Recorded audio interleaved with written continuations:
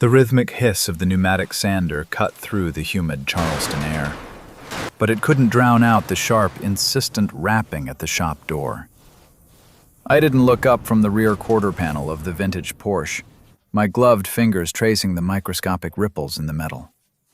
The sun was already dipping behind the rusted skyline of the industrial district, casting long, jagged shadows across the grease-stained concrete. The knocking came again, harder this time, accompanied by the muffled, frantic sound of someone struggling with a stuck handle. I stood, wiping my hands on a rag, and crossed the shop floor, the scent of motor oil and metallic dust clinging to my clothes like a second skin. If this was another parts supplier looking for a signature, they were going to be disappointed by my lack of patience. I threw the deadbolt, the door swinging wide to reveal a woman standing in the downpour, her hair plastered to her forehead and her dress soaked through.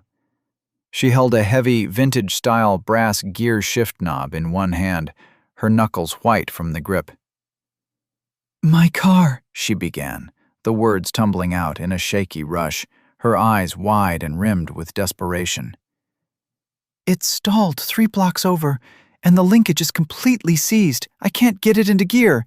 And if I don't move it by 8, the city will tow it from that restricted zone." I didn't ask her name or how she'd found this place. The urgency in her voice was the only thing that mattered. I looked past her shoulder to the rain-lashed street, then back to her pale, tired face, and realized with a sinking certainty that the quiet evening I'd planned was officially gone. The rain hammered against the tin roof, a relentless rhythm that seemed to mirror the sudden, jarring shift in my reality. I grabbed my flashlight and a heavy-duty hydraulic jack, stepping out into the storm without a second thought. My life had become a series of predictable, mechanical repairs, but looking at her, I felt the first hairline fracture in that structure. Would I be able to fix this? Or was I just delaying the inevitable collapse? "Stay dry," I said, pointing toward the break room, but she was already turning back into the deluge, her heels clicking uselessly on the wet pavement. I followed her, my boots hitting the asphalt with heavy, purposeful thuds, the cold rain biting at my skin. We found the car, a pristine, sky-blue 1967 Mustang, sitting abandoned under the flickering glow of a street lamp.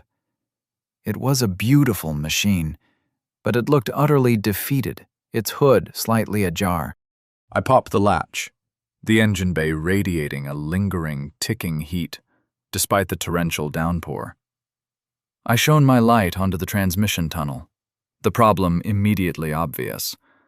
The linkage had completely sheared off, the metal fatigued by decades of neglect. This wasn't something a casual fix could handle. It needed a fabricator's touch. Right here, right now, in the middle of a Charleston monsoon. My hands, usually steady and precise when working on an engine, felt strangely heavy as I looked up to see her watching me, her breath hitching in the damp air. "It's not just the linkage," I said, my voice barely audible over the thunder. "The whole mounting bracket has snapped, and if we force it, you'll ruin the gearbox entirely." Her shoulders slumped, a visible wave of exhaustion washing over her. And for a moment she looked like she might just sit down in the middle of the street. I wasn't the type to offer false hope, but the way she looked at the car, not like a piece of property, but like a tether to something she was terrified of losing, made my chest ache in a way I didn't want to analyze.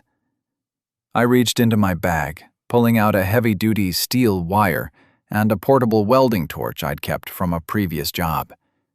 It was risky to weld in this weather, but the city tow truck was likely already on its way.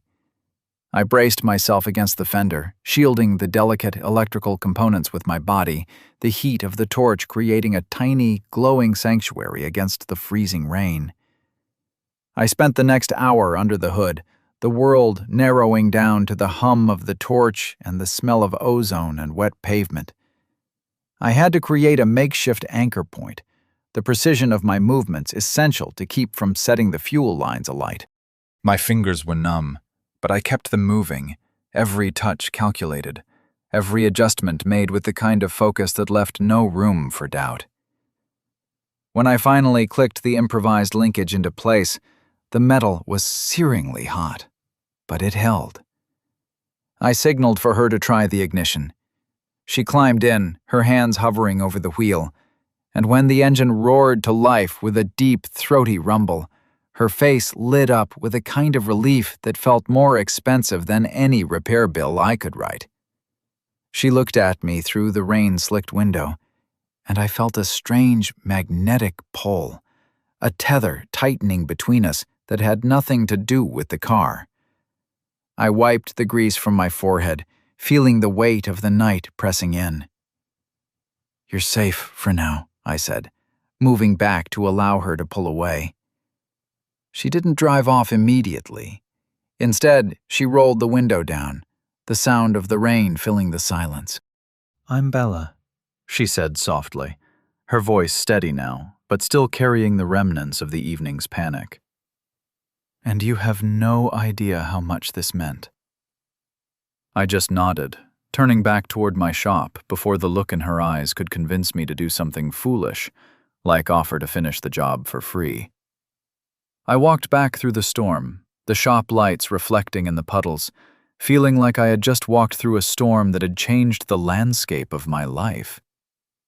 I had fixed the machine, but the tension in my chest remained, a lingering, silent question about whether I was prepared for what was clearly coming next. The next morning, the shop was quiet, the air thick with the smell of coffee and stale grease. I was back under the Porsche, the mechanical rhythm of the work supposed to ground me, but my mind kept drifting back to the blue Mustang and the way Bella had looked at me. My shop foreman, Marcus, walked in, tossing a manila envelope onto my workbench. "The landlord dropped by, Theo. Said you're late on the facility's safety certification, and he's not in the mood for excuses." I stood up, the tension in my shoulders shifting. Mr. Henderson was a man who lived by the fine print, a bureaucrat who viewed the shop's gritty aesthetic as a personal affront. He had been looking for a reason to hike the rent for months, and now he had one. I opened the envelope, scanning the legalese, the fine print detailing a 30-day window for a full structural inspection. It was a trap, and he knew it. The building was solid, but the bureaucratic hoops were designed to trip up someone who preferred wrenches to paperwork. I walked to the front office, my boots echoing against the concrete, and looked at the wall of files I'd been avoiding. I needed to document the last 5 years of maintenance, a task that felt like digging a grave with a plastic spoon. Just as I was about to start, the shop door opened again. It was Bella. She wasn't soaking wet today, but she looked just as troubled. She wore a simple charcoal coat, her hair tucked neatly away, but the lines around her mouth told a story of stress that went far deeper than a stalled car. She held a box of pastries, the smell of cinnamon clashing with the industrial scent of the workshop. I heard about your landlord," she said, her voice hesitant. "My shop is 3 doors down, and Henderson has been giving me the same grief about compliance for weeks." I felt a jolt of something I hadn't felt in years. A desire to be the one to solve this. Not just for her, but for both of us. "He's playing a game," I said, leaning against the counter, my arms crossed. "If we don't have the paperwork in order, he'll claim the building is a safety hazard and evict us both to turn the block into a boutique hotel." She looked around the shop, her gaze lingering on the organized chaos of my tools, then back to me. "Then we don't play his game. We go through the code, line by line, and we beat him at it." There was a steel in her voice that surprised me, a resilience that hadn't been evident in the rain last night. I took a deep breath, the shop suddenly feeling smaller, warmer. I gestured toward the desk, pulling up a chair for her. We spent the next 4 hours buried in fire code regulations and building permits. the air between us charged with a purpose that felt less like work and more like a shared defense. I watched her as she highlighted clauses, her brow furrowed in concentration, and I found myself admiring the way she didn't complain, didn't shy away from the dull, tedious grind. She was as committed to this shop, to this block, as I was. And for the first time in a long time, the void I lived with felt less like a hollow space and more like an open door. The days passed in a blur of late-night paperwork and early morning repairs. Every time I hit a roadblock, Bella was there, bringing coffee or double-checking the figures. One evening, we were sitting on the floor of the shop, the only light coming from a desk lamp, the blueprints spread out before us like a treasure map. I was exhausted, my hands shaking slightly, the physical toll of the dual work, the restoration projects, and the legal fight finally catching up to me. I looked over at her head resting on her hand, her eyes closed for a moment of much-needed rest. I felt an overwhelming urge to reach out, to smooth the hair back from her face, but I kept my hands firmly in my pockets, gripping a roll of tape to keep them occupied. I was the rock, I told myself. I had to be the one to hold the line. She stirred, opening her eyes, catching me looking at her. The silence in the shop shifted, turning from comfortable to heavy, a weight that was both suffocating and impossible to ignore. "You don't have to do all this alone, Theo," she whispered, her voice barely a murmur. "I know you're used to fixing things by yourself, but this is a partnership." I looked away, my gaze finding the edge of the engine block I'd been working on. "I'm not used to letting people in, Bella," I said, the truth feeling raw and exposed. She didn't push. She just leaned forward, her hand coming to rest on my arm, not a clingy touch, but a grounding one. It felt like a tether, a wire that kept me from drifting too far into the darkness of my own habits. The shop door rattled in the wind, a reminder of the world outside. But inside, in that small lit circle, there was nothing but the quiet reality of us against the system. The midpoint of the battle arrived with a registered letter, a formal eviction notice from Henderson, claiming that an unauthorized modification to the shop's power supply, the very one I'd installed to handle the welding equipment, was a fire hazard. It was a complete fabrication, a blatant attempt to force our hand. I read the letter, the paper crinkling in my grip. I could feel the heat rising in my blood, but I forced myself to count to 10. Bella was standing next to me, her hand gripping the edge of the workbench until her knuckles turned white. "He's lying," she said, her voice shaking with rage. I turned to her, my mind already running through the tactical options. If I fought this in court, I'd lose months of work. If I stayed silent, I'd be out on the street by the end of the month. I walked to the tool cabinet, pulling out my digital camera and a notebook. "We don't need a lawyer to prove he's lying," I said, my voice cold and focused. "We need an engineer, a certified inspection report, and a public record of exactly what's been installed." We worked through the night, documenting every wire, every circuit, every safety feature, with an obsession that would have looked insane to anyone else. It was the competence appeal in its purest form. My expertise was the only shield I had, and I was going to wield it like a blade. When the inspector showed up 2 days later, I didn't greet him with anger. I greeted him with a 3-inch thick binder of schematics, photos, and signed certifications from an independent contractor. The inspector, a man named Miller, who prided himself on being impossible to please, went through the shop with a magnifying glass. I stayed out of his way, my arms crossed, my jaw set, my eyes tracking every note he made. Bella stood beside me, not saying a word, but her presence was a constant, steadying force at my back. When Miller finally looked up, his expression was unreadable. "Your documentation is thorough, Ortega. More thorough than any shop I've inspected in this district." He signed the clearance, a small, triumphant flourish that felt like the most important thing I'd ever witnessed. As soon as he left, Bella let out a breath she'd clearly been holding for days. She turned to me, her face glowing with a genuine, unforced smile. I didn't say anything, but I finally let my guard down, my hand finding the small of her back as I pulled her into a hug. A long, grounding embrace that felt like the end of a long, exhausting journey. It wasn't sexual. It was relief. A way to anchor ourselves after being buffeted by the storm of Henderson's malice. For the first time, the shop didn't feel like a workspace. It felt like a home.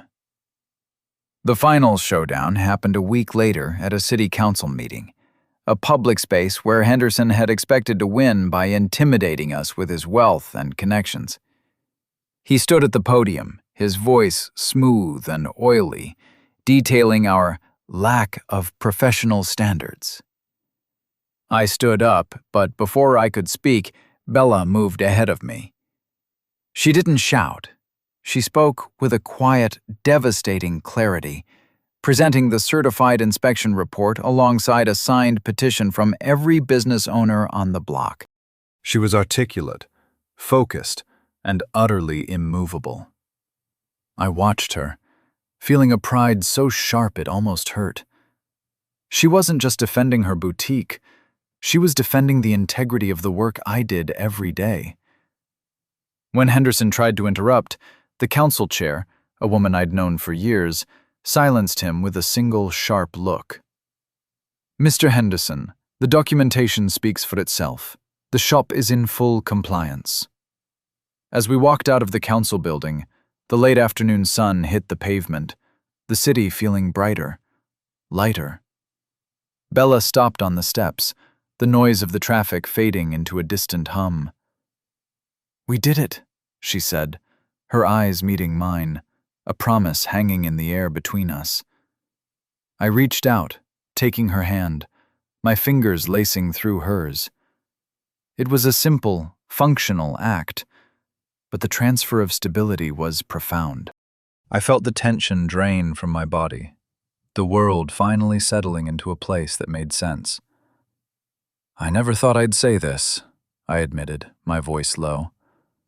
"But I'm glad the rain didn't stop that night." She squeezed my hand, a silent acknowledgement of all the things we didn't need to say. I walked her to her car, a feeling of finality anchoring me in place. I realized then that the void I'd been living in wasn't filled by the work, but by the fact that I'd finally stopped trying to carry everything by myself. My life had been a series of repairs, but this was something I could build upon. I looked at the keys in my hand, the key to the shop, the key to the future, and I knew exactly where I belonged. The lesson was clear, a truth that had been hidden in the grease and the noise.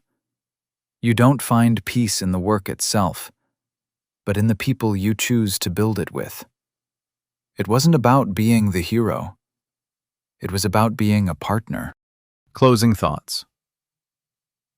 Real love isn't about the dramatic highs or the perfect romantic gestures. It's about the quiet, consistent act of showing up for someone, even when the world is pressing down on you. It's about building a foundation of safety and trust that lasts longer than any repair.